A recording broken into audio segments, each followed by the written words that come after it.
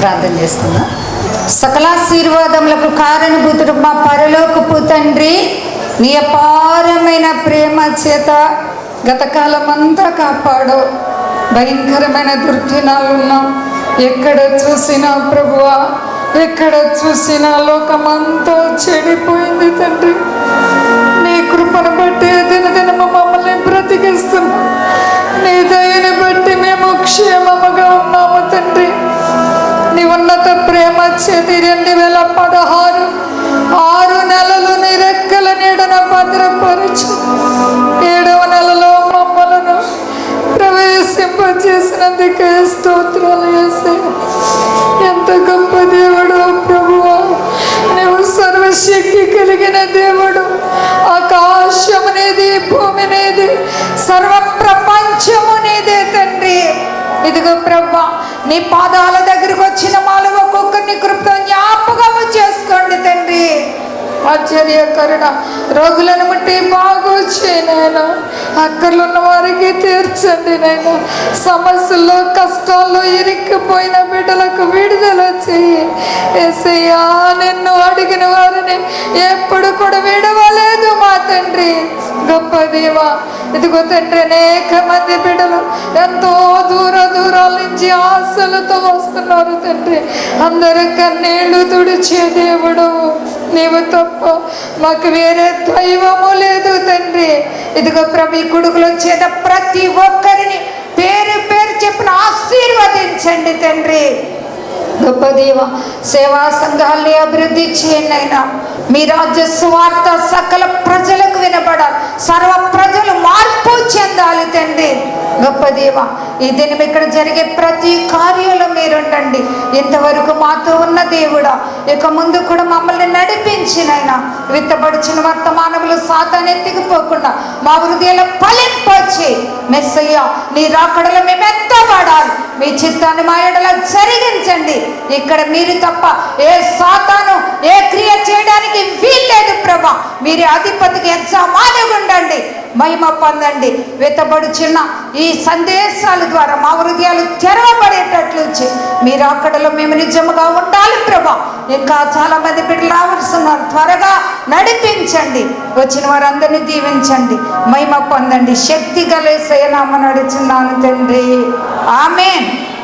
స్తోత్రము స్తుతి స్తోత్రము చెల్లించుడి యేసుకే.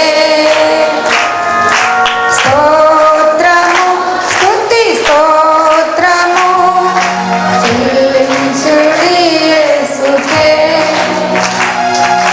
రాజాధిరాజు దేవాతి దేవుడు స్తుతులకు పాత్రుడు. రాజాధిరాజు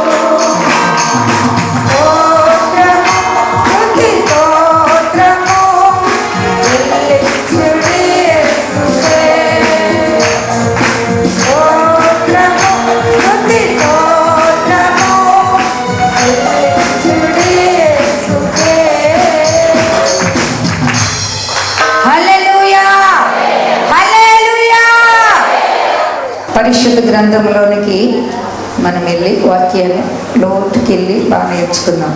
ఈ దిన మన సందేశం కష్టములో కన్నీటి ప్రార్థన. కష్టాల్లో మనం కన్నీటి ప్రార్థనలు చేయాలి, మంచిది. మనం ఇప్పుడు 2వ దినవృత్తాంతముల గ్రంథము 34వ అధ్యాయం 26వ వచనాన్ని జ్ఞాపకం చేసుకుందాం. మరియు యెహోవా యొద్ద విచారించుడని మిమ్మును పంపిన యూదా రాజుకు మీరు ఈ మాట తెలియచెప్పుడి. నీవు ఎవని మాటలు విని ఉన్నావో ఆ ఇశ్రాయేలీల దేవుడైన యెహోవా సెలవిచ్చినది ఏమనగా, నీ మనస్సు మెత్తనిది. అమ్మా, మన మనసు ఎలా ఉండాలండి? నా ప్రియ సహోదరి, మరి నీ మనస్సు ఎలా ఉంది? బాబు, నీ మనస్సు ఎలా ఉంది? మన మనస్సు మెత్తనిదై ఉండాలి, మెత్తనిదై ఉండాలి. మన మనస్సులో ఉన్న రాతి గుండెలు తీసివేసుకోవాలి. ఆత్మీయ జీవితంలో మనం బలపరచబడాలి. ఇక్కడ యెషయా తన యొక్క జనాంగం నిమిత్తంలో తనకి రాబోతున్నటువంటి ఒక గ్రంథం దొరికినప్పుడు అది చదివితే అది చాలా భయంకరంగా ఉంది.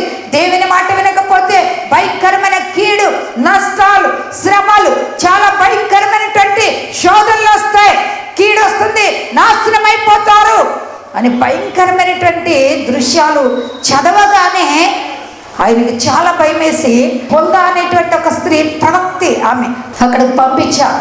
ఆమె ప్రార్థన చేసి ఆమె చాలా విషయాలు బయలుపరిచారు. ఇక్కడ ఒక విషయాన్ని కవర్ చేస్తున్నారు. ఏమంటే, ఇదిగో మిమ్మలను కొందరిని పంపించారు విషయం తెలుసుకోమని. ఆ రాజుతో, మిమ్మల్ని పంపిన రాజుతో మీరు ఒక విషయాన్ని చెప్పండి, మీరు వెళ్ళండి. మీరు వెళ్ళి చెప్పవలసిన విషయం ఏంటంటే, మీ దేవుడైన యెహోవా సెలవిచ్చిన ఏమనగా, మాట ఏమనగా, నీ మనస్సు మెత్తనిది. యెషయా మనసు ఎలాంటిది? యెషయా మనస్సు మెత్తనిది. ఒక రాజైన యూదులకు రాజు, యూదా రాజు అనబడిన యెషయా హృదయం మెత్తగా ఉంది. చాలా దేవునికి భయభక్తులు, నమ్మకత్వం, యథార్థత. మనకెన్నో కష్టాలు, బాధలు వస్తాయి, ఇరుకు ఇబ్బందులు వస్తాయి. మరి మనమైతే మనస్సును మెత్త చేసుకో, దేవుని సన్నిధిలో ప్రార్థించలేం, దేవుని ఎదుట కన్నీళ్లు కార్చలేం. ఇప్పుడు ఎక్కడ పరుగులు పెట్టినా ఎవరు కూడా మన కష్టాలు తీర్చేవారు లేరు.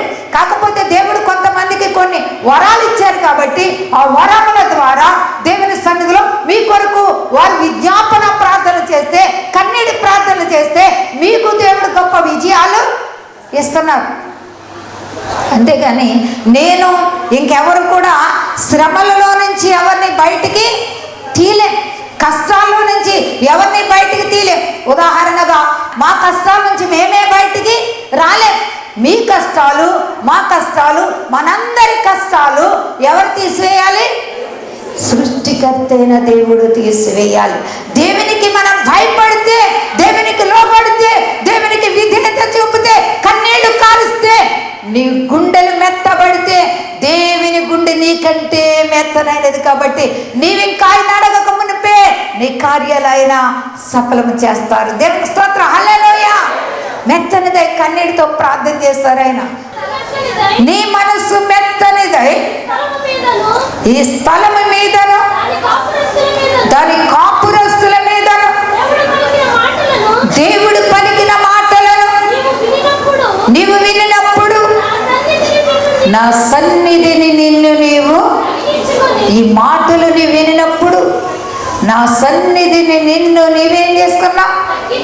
మనల్ని మనం ఏం చేసుకోవాలి? దేవుళ్ళ మనల్ని మనం ఏం చేసుకోవాలండి? అబ్బే మనం తగ్గించుకో. నేను పట్టుకున్న కుందేలికి 3 కాళ్ళు. అబ్బే కాదమ్మా 4 అంటే, లేదు 3. లేదమ్మా 4, లేదయ్యా 4 అంటే, అబ్బే లేదు 3. నువ్వు తగ్గించుకోలేవు, నీవు దేవునికి లోబడలేవు, నీ హృదయం మెత్తన చేసుకోలేవు. నా సహోదరుడా, ప్రభువైన క్రీస్తు వారికి నీ హృదయంలో చోటుందా? నా సహోదరి, ప్రభువైన యేసుక్రీస్తు వారికి నీ హృదయంలో చోటుందా? ప్రభువా నీ కొరకు ఎంతో ప్రయాసపడి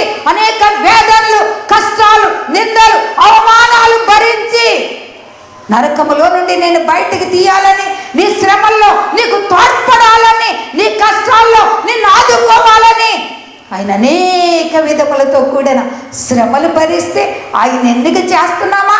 ఆయనకు లోబడుతున్నామా? ఆయన్ని ప్రేమిస్తున్నామా? ఇక్కడ ఈయన చాలా భయపడుతూ ఉన్నారు, చాలా విధేయత, చాలా మరి దేవునికి చాలా చాలా తను తాను తగ్గించుకుంటూ ఉన్నారు. తగ్గించుకొని నీ వస్త్రాలు చిప్పుకున్నావు. ఆదిలో కష్టం వచ్చినప్పుడు చాలామంది చేసే పని ఏంటంటే, దేవుని బిడ్డలు ఆ శ్రమలో తమ వస్త్రాలు చింపుకునేవారు. చాలామంది చింపుకున్నారు. ఈయన కూడా అలాగే తన వస్త్రాన్ని చింపుకున్నారు. నా సన్నిధిని కన్నీళ్లు విడిచావు. హల్లెలూయా. ఏం చేస్తారు ఆయన? ఏండి, స్త్రీలు ఏడవగలుగుతాం కానీ పురుషులు ఏడవలేరు. అయినప్పటికీ నువ్వు స్త్రీవైనా పురుషుడివైనా దేవుని సన్నిధిలో నీ హృదయం, నీ గుండెలు మెత్తనం చేసుకున్నప్పుడు నీకు కలిగేది ఏంటంటే, నిన్ను నువ్వు తగ్గించుకుంటావు, నిన్ను నువ్వు బాగా దేవునికి లోపడతావు. అంతేకాదు కన్నీరు కూడా కార్చగలుగుతావు. కన్నీరు నిజంగా కన్నీరు రావడం అంటే చాలా చాలా కష్టమైన పని. మామూలుగా కన్నీళ్ళు రావు. ఇర్మియా కూడా అంటారు ఒకసారి, నా తల జలమయముగాను నా కన్నులు కన్నీటి ఊటగా చేయయ్యా. ఇదిగో నశించిపోతున్న నా జనుల కోసం నేను నీ సన్నిధిలో కన్నీళ్లు కార్చలయ్యా. నా తలను జలమయముగా చేయి. ఇలాంటి వ్యక్తులు గొప్ప గొప్ప అద్భుతమైనటువంటి జయాలు పొందారు. నా ప్రియ సహోదరి సహోదర, నీ జీవితంలో ఏ కార్యమును గురించి జయం పొందాలన్నా ఖచ్చితంగా నీవు కూడా నిన్ను నీవు తగ్గించుకొని నీ హృదయాన్ని దేవుల్లో సరి చేసుకొని కన్నీళ్లు కార్చాలి. కన్నీళ్లు కార్చాలి. ఎంతటి కష్టమైనా ఆయన ఏం చేస్తారు? కన్నీళ్లు కారిస్తే ఏం చేస్తారు? తుడుస్తారు. కన్నీళ్ళు ఆయన చేతితో తుడుస్తారు. నీ మనవిని నేను ఆలకించి తిని, నీ మనవిని ఆలకించాను. ఎందుకోసం? నీ కన్నీళ్ళు నేను చూస్తాను. నీ మనస్సు మెత్తగా ఉంది, నిన్ను నీవు తగ్గించుకున్నావు. అక్కడ ఆయన గొప్ప లక్షణాలు 3 కలిగి ఉన్నారు. ఒకటి, మనస్సు మెత్తనదైంది. రెండవది, తన్ను తాను తగ్గించుకున్నారు. మూడవది, కన్నీటితో ప్రార్థన చేశారు. మరి మన శ్రమలో ఏం చేయాలి? మన శ్రమలో ఏం చేయాలండి? మన శ్రమలో మనం అందరితో చెప్పుకుంటాం, నాకు ఈ కష్టం వచ్చింది, ఆ కష్టం వచ్చిందని. ఎవరు నమ్మదగిన వారు కాదండి. మీ కష్టాలను ఎవరు భరించరు, నా కష్టాలను ఎవరు భరించరు. మనందరి కష్టాలను భరించి వహించేవాడు ప్రభు అయిన యేసుక్రీస్తు వారు. ఆయనకి మనం ఎప్పుడు కూడా భయపడాలి, ఆయనకు లోబడాలి, ఆయన ప్రేమించాలి. ఆయన కొరికే మన జీవితాన్ని సరి చేసుకోవాలి. అందుచేత నేనేం చేశానంటున్నారైనా, నీ మనవిని నేను ఆలకించాను. నీ మనవిని నేను చాలు. దేవుడు మనం ఆలకించారంటే మన కష్టం ఏమవుతుంది? తీరిపోతుందా, ఉంటుందా? చెప్పండి. మన కష్టం తీరాలంటే మరి మనం కూడా ఏం చేయాలి? కన్నీటి ప్రార్థన. కష్టాల్లో కలవరపడకూడదు, ఇబ్బందుల్లో తొట్టిల్లిపోకూడదు. విరిగి నలిగిన హృదయముతో దేవుని సన్నిధిలో కన్నీళ్లు కారిస్తే వెంటనే దేవుడు మనకి గొప్ప సహాయాన్ని అందిస్తాడు.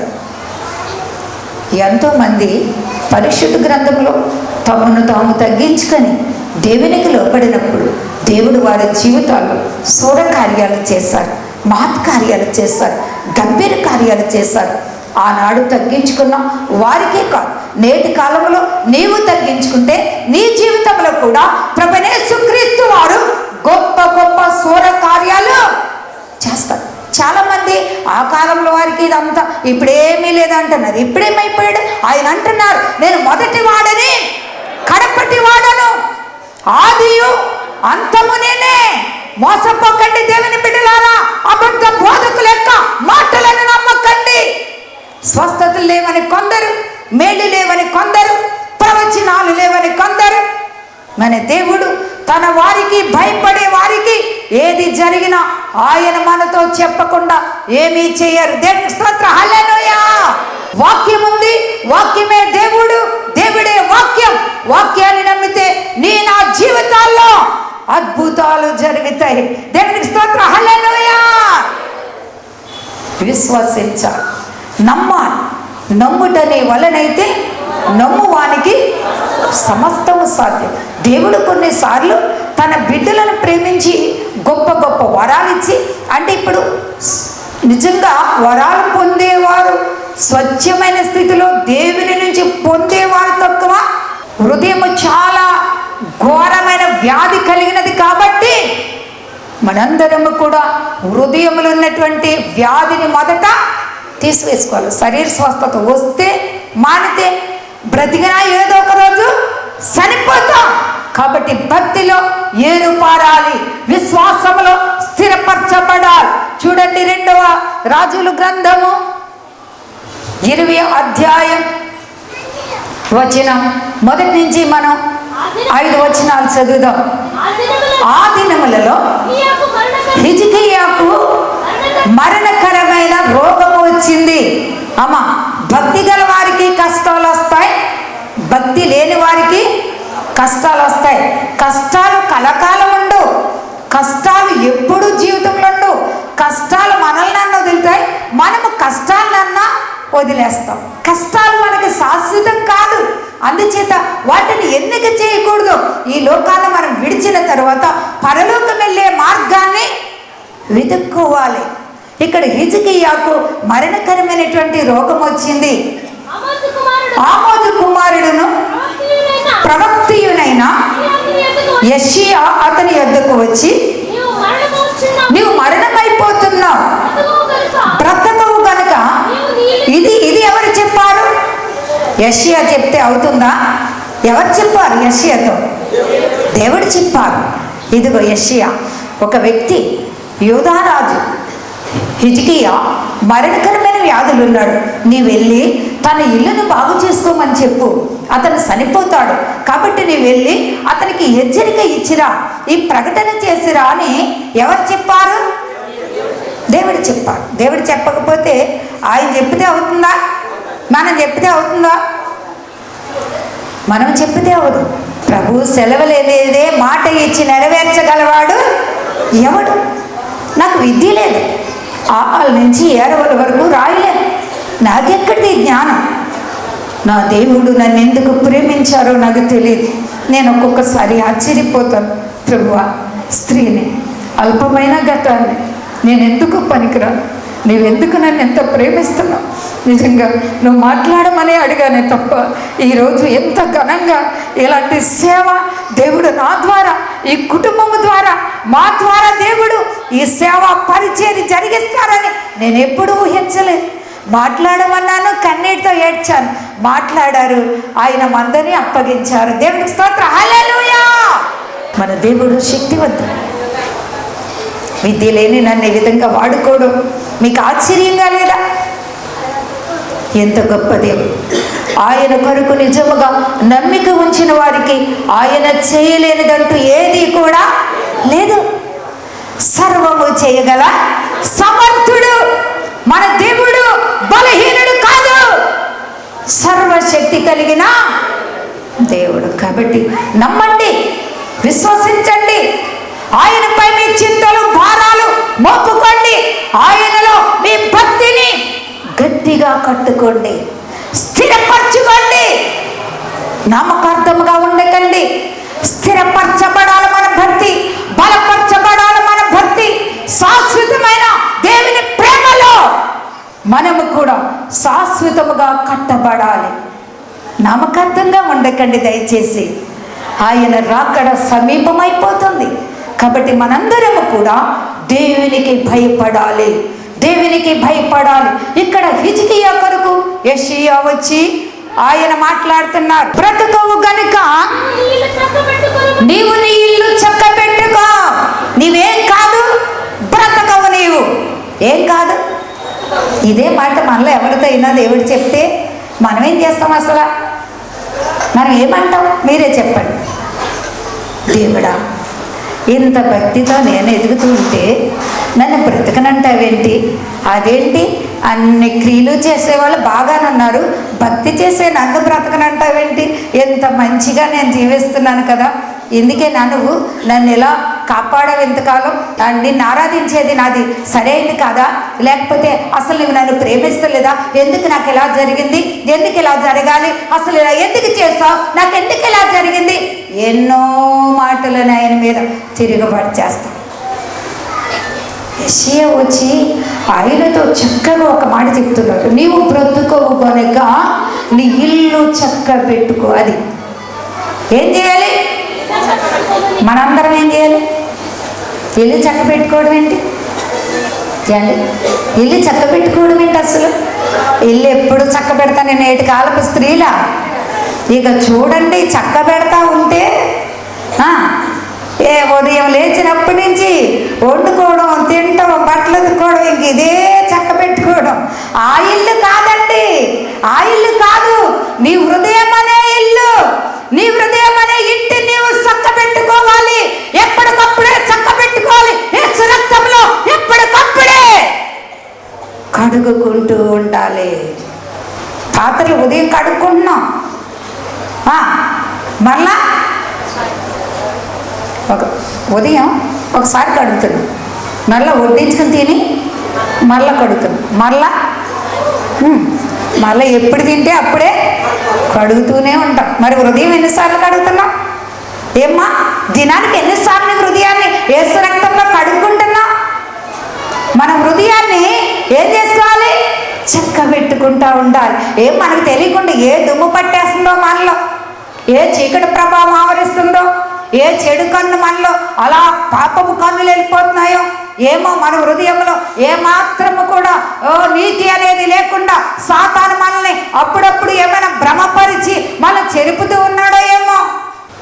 అందుచేత ఎప్పటికప్పుడే మన హృదయాన్ని ఏం చేసుకోవాలి? చక్క పెట్టుకుంటూ ఉండాలి. ఎంతమందికి అనుభవం చెప్పండి?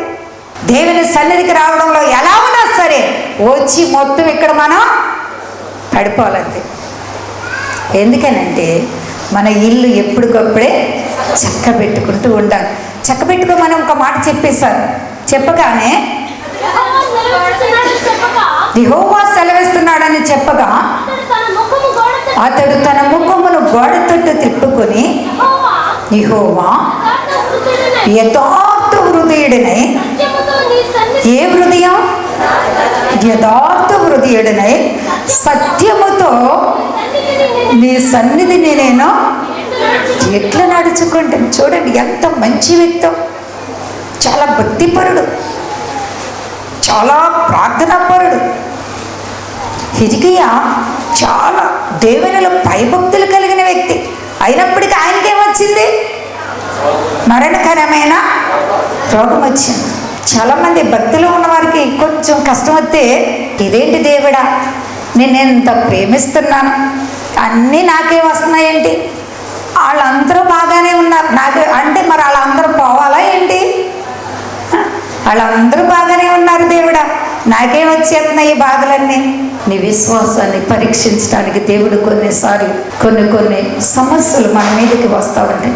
ఎన్ని వచ్చినా యేసయ్య అంటున్నారు, నిన్ను విడువను, ఎన్నడూ ఎడబాయని దేవుడు ఉన్నారండి. మనల్ని విడువని ఎడబాయని దేవుడు మనకెప్పుడు కూడా తోడు. మనకంటే ముందు నడిచేది ఆయనే. ఆయన ఎప్పుడు కూడా మనం విడిచే దేవుడు కాదు. ఆయనలో భయభక్తులు కలిగిన బిడ్డలకు ఒక్కడుగు కూడా ఆయన మనకు ముందు ఆయన ఒక్కడుగు కూడా ఆగకుండా ముందుగా ఆయన నుండి మనలను వెనుక నడిపిస్తాడు. మనం ఆయన వెనుక నడవడం నేర్చుకోవాలి. చాలామంది నువ్వు ఉండయ్యా, ప్రక్కకి నాకు అర్జెంటుగా ఉందని వెళ్ళిపోయి ఆయా పనికి మాలిన పనులు చేస్తూ ఉంటారు. దేవునికి లోపడాలి. ఇక్కడ ఆయన అంటున్నారు, నేను ఎంత యథార్థతగా, నీలో ఎంత భక్తిగా, ఎంత ప్రభువా ఆత్మీయంగా నీలో నేను నడుచుకున్నాను. ఒక్కసారి కృపతో నన్ను జ్ఞాపకము చేసుకోయ్యా. తన విశ్వాసంలో, తన భక్తిలో ఎంత భయభక్తులుగా జీవించారో ఆ విషయాన్ని ఒక్కసారి దేవునికి గుర్తు చేస్తారు.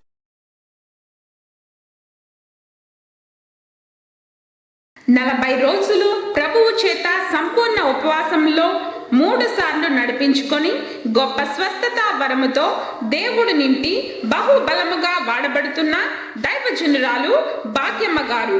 మీ ప్రార్థన అవసరతలకు సంప్రదించండి.